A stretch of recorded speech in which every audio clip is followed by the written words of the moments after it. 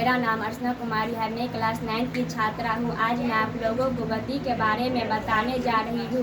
गति को अंग्रेजी में मोशन कहा जाता है। जब कोई वस्तु स्थिर वस्तु की अपेक्षा जब कोई वस्तु समय के साथ अपना स्थान परिवर्तन करता है तो स्थान परिवर्तन करना ही गति कहलाता है। जैसे दौड़ता हुआ बालक, तैरता हुआ मनुष्य, उड़ती हुई चिड़िया इत्यादि।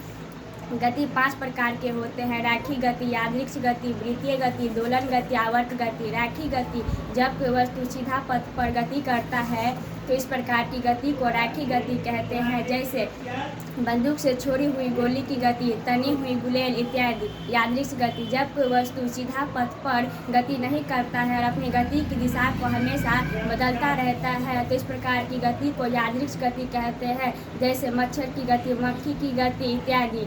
वृत्तीय गति जब कोई वस्तु वृत्ताकार पथ पर गति करता है तो इस प्रकार की गति को वृत्तीय गति कहते हैं। जैसे सूर्य के चारों ओर पृथ्वी की गति, पृथ्वी के चारों ओर चंद्रमा की गति। दोलन गति जब कोई वस्तु एक निश्चित बिंदु के आगे पीछे या ऊपर नीचे गति करती है तो इस प्रकार की गति को दोलन गति कहते हैं। जैसे झूले की गति, लॉकर की गति, दीवार घड़ी की सुई की गति इत्यादि। आवर्त गति जब कोई वस्तु एक निश्चित समयांतराल पर दोहराती रहती है इस प्रकार की गति को आवर्त गति कहते हैं। जैसे सूर्य के चारों ओर पृथ्वी की गति, पृथ्वी के चारों ओर चंद्रमा की गति इत्यादि। धन्यवाद।